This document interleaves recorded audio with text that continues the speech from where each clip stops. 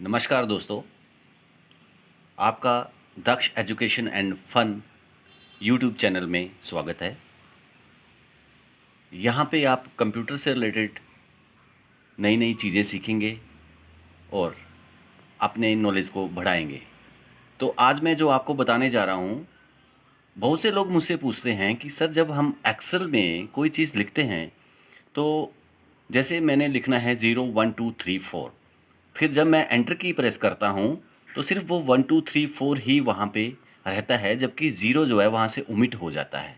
या कोई चीज़ मैं लिखता हूँ, मान लो बहुत बड़ी संख्या लिख देता हूँ, बहुत बड़ी नंबर लिख देता हूँ, जैसे 1 2 3 4 5 6 7 8 एंड काफ़ी लेंथी नंबर लिखता हूँ, तो वो साइंटिफिक नोटेशन में आ जाता है।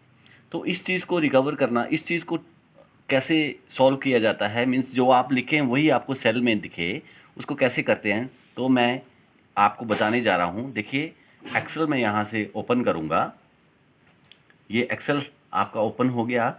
अब जैसे मान लो मैंने यहाँ पे इस सेल पे लिखा 0 1 2 3 4 और मैं उसके बाद नेक्स्ट सेल में जाता हूँ, मीन्स एंटर की प्रेस करता हूँ, तो यहाँ पे सिर्फ 1 2 3 4 ही रह जाता है।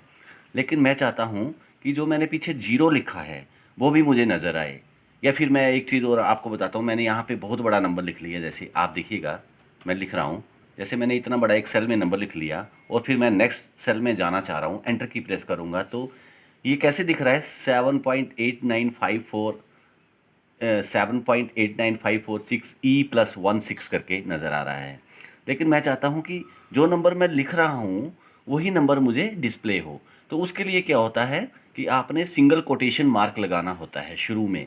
तो कीबोर्ड से मैं सिंगल कोटेशन मार्क को प्रेस करूँगा तो ये सिंगल कोटेशन मार्क आ गया। उसके बाद जैसे मान लो मैं लिखता हूँ 0, कुछ भी नंबर लिख देता हूँ, तो इस केस में फिर जब मैं नए सेल में जाऊँगा एंटर की प्रेस करके, तो ये ज़ीरो यहीं पे हमें नज़र आएगा। जीरो यहाँ पे पहले की तरह ओमिट नहीं होगा, जीरो यहाँ पे दिखेगा। अब सेकंड चीज़ मैं आपको बताना चाह रहा हूँ, जैसे मैंने कोई बड़ा नंबर लिख लिया, इस तरह से कोई नंबर लिख लिया, तो ये इस तरह से लिख लिया, तो मैंने आपको बताया जब मैं नेक्स्ट सेल में जाऊँगा तो ये साइंटिफिक नोटेशन में नज़र आएगा। लेकिन मैं चाहता हूँ कि मुझे वही नंबर दिखे जो मैं लिख रहा हूँ कीबोर्ड से, तो उस केस में भी आपको सिंगल कोटेशन मार्क लगाना पड़ता है। जैसे आप देखिएगा, मैं सिंगल कोटेशन मार्क लगाऊंगा, उसके बाद मैं कितना भी बड़ा नंबर इसमें चाहे लिख लूँ